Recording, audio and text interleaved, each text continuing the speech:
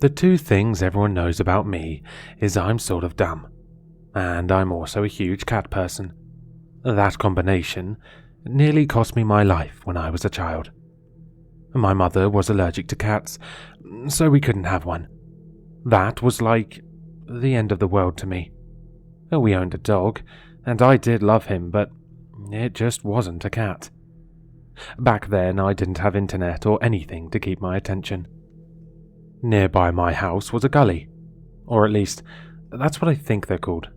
It was a sloped-down area in the woods by a road.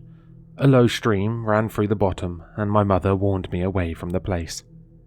Some homeless and other less civilized people camped out there and spent time by the stream. When you're a child, you think you're immortal, and parents' warnings are nonsense. So, I went into the gully to meet some friends to play. I was the first to arrive, and alone. Finding a good stick, I started slashing and breaking branches for a lack of anything else to do. My friends never had a set time on meeting up. We just showed up at random, and sometimes others would be there. I found myself bored and alone. Hitting things with my stick could only hold my attention for so long. Off in the low water, I saw something bright orange near the opening of the storm drain it came from. Kicking off my shoes and rolling up my pants, I went to check to see what it was. In my mind, it was a goldfish someone released, which was plausible, but it was just a candy wrapper. I kicked at it, causing it to float downstream.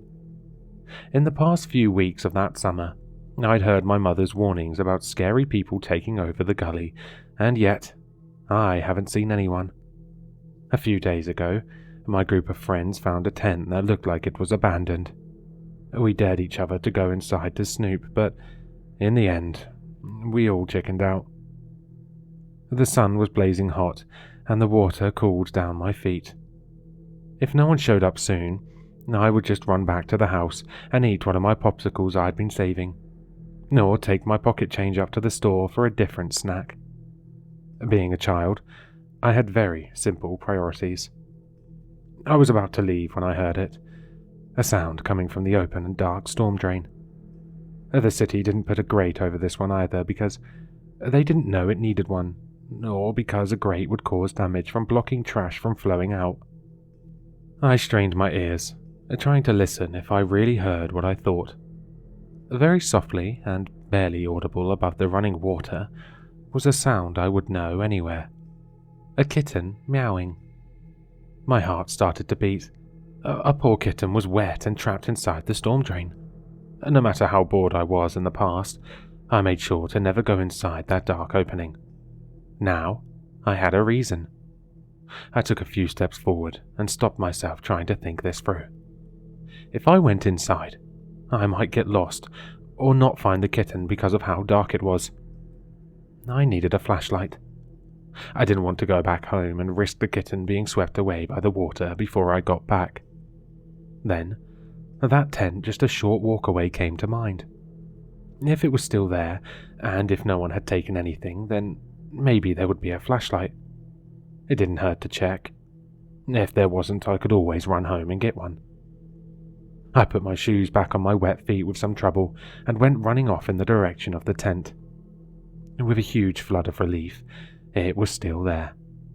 I felt guilty going through someone's things, but it was to save a life. I would just borrow the flashlight, return it when the kitten was safe. Going over to the tent, I opened the zipper with a shaking hand.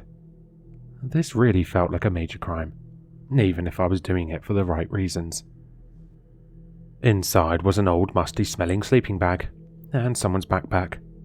A flashlight was in the side pocket, so I grabbed it and closed the tent without looking at anything else. Rushing back, I only hoped the poor little kitten was still safe by the time I found it. I stopped in front of the storm drain and flicked my newfound flashlight on and off a few times. The batteries were loose, and I didn't want to waste time trying to fix it. As long as I kept my hand still, the light would stay on. Too much movement and it would flicker. Without a second thought, I went inside a place my mother didn't need to warn me about. I felt a pit of cold fear in my stomach, but I was dumb with a head full of thoughts of kittens. My shoes got wet in seconds. I didn't want to think about where this water was coming from. I really hoped it was rainwater and not from the sewers. I would need to have a shower after I found my kitten. My flashlight flickered when I moved it around, so I kept it pointed straight in front of me. My footsteps splashing in the water echoed in the dark space. The further I walked, the worse it smelled. I was expecting a trash smell, but not such an overpowering, rotting one. I blamed it on people tossing their garbage inside. I didn't see anything living. I always heard that rats loved places like this. There was enough of a ledge for them to walk on, but not enough space for my feet. Aside from the echoing meowing, I didn't hear any other living thing. I pulled my shirt over my nose, trying to block out the smell. It helped a little. Any other person would have given up way before then. I kept walking along, scanning everywhere for a place a kitten or two might be hiding. When I saw an old half-rotting shoe float by, I started to worry if there was someone waiting in the dark to stab me, like my mother feared. I shook the thought right from my head and stayed positive. In my mind, I was sure after my mother heard my daring kitten rescue, she would respect me so much that she would let us keep the kitten. Would I only find one? It only sounded like one, but there could be more. I wondered what my new friend would look like. I adored orange tabby cats, but any would do. Lost in my own thoughts, I'd walked pretty far along. The opening of the drain pipe was just a small dot of light, and I needed to rely on my flashlight to see. It flickered, and I heard the meowing stop. I panicked being in the dark for a few seconds, worrying if it was too late. Quickening my pace, I kept going. That was until I tripped over something. I fell into the grimy water, getting some of it in my mouth. I coughed it up, feeling like I was going to puke. Distracted from getting soaked in the gross water, it took me a few minutes to find my flashlight to see what I just tripped over. The light flickered, giving me a few brief glances, and my mind was slow to process it. It looked like a bundle of rags, but it was a person. I just tripped over a person on the ground in this disgusting water. My throat closed up, and my blood felt like ice. I just wanted to save a kitten. I did not want to literally stumble over a dead body. I heard a groan, proving that the body wasn't dead yet. But he was going to be. Lifting his head up, he looked at me, my dim light shining on his face. His skin looked like wax, and sagged off his bones. His eyes deep and sunken, making him look worse than dead. His face was half covered with a scraggly beard, and his hair was almost as dirty as the water. Bile rose to the back of my throat. I was so scared. My hands shook, causing the flashlight to keep flickering. I crab-walked backwards from the man as he lifted a very weak hand toward me. I should have tried to help him, but I was just a scared kid, way over their head. I just ran, trying to get away from the frightening sight with tears streaming down my face. I thought I heard his voice, raspy, trying to tell me something, but over the sounds of splashing water, I didn't make out the words. I kept running, without thinking I was going the wrong way. I should be going out, not further in. I forced myself to stop, to let myself silently sob, shaking from fear and the cold. My mother was right. About the homeless people, a guilty feeling started to creep through me. Once I calmed down and collected my thoughts, I would leave. I could walk over him and outside to get help. I wasn't strong enough to get him out on my own and needed the police or something like that. Just when I was about to do the right thing, I hesitated, because I heard the meowing again. This time, from right behind me. The sound still echoed against the stone walls. My teeth chattering, I slowly turned around expecting to see a kitten. My hand shook, flickering my light, A few feet from me, further inside the dark tunnel, was a figure, standing staring at me. It was so tall, its head pressed against the ceiling at a crooked angle. It was pale, with long skinny arms dangling at its side. Coal black eyes looked at me, and I thought it was a trick of the light, until it moved, raising one hand in front of its eyes to shield it from the light. I felt faint from the sight. Then, in a very soft voice, I heard it. The same meowing sound that lured me inside, coming from that creature. With a twisted smile, it looked at me. It took one step closer, and I ran for my life. I ran in the dark, a flashlight useless, but I still held on to it in case I could use it as a weapon, if that came to it. More tears stung my eyes, and my heart sank when I heard that meowing sound above my splashing footsteps. The thing was chasing me.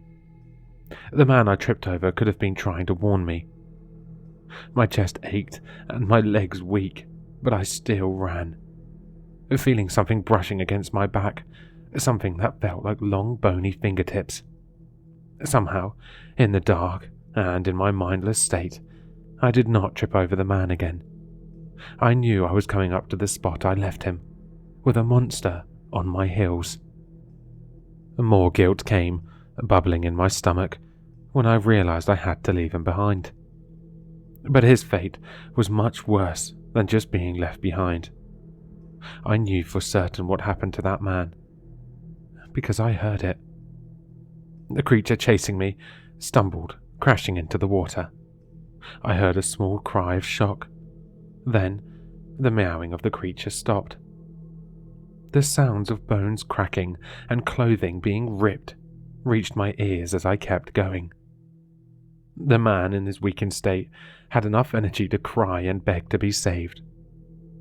I was sobbing by the time I saw the light and pushed my small body to the limit to get back into the hot sunlight. I only stopped when my body gave up. I collapsed, sobbing outside the woods and in the side of the road, soaked and filthy. A neighbour saw me on his way home and picked me up to bring me back to my place.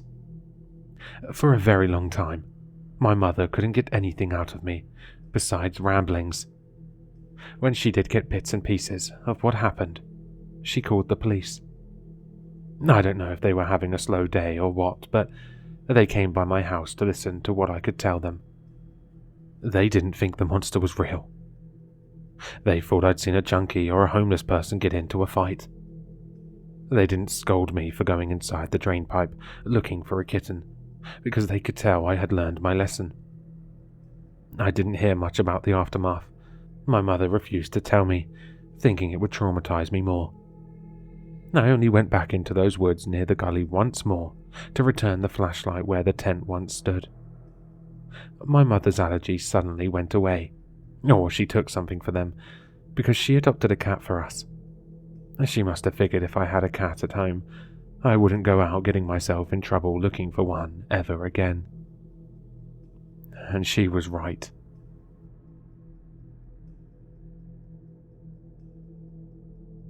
Hello listeners, if you enjoyed this story, please check out the author in the description. For more content, leave a like, comment, and subscribe for more sinister readings.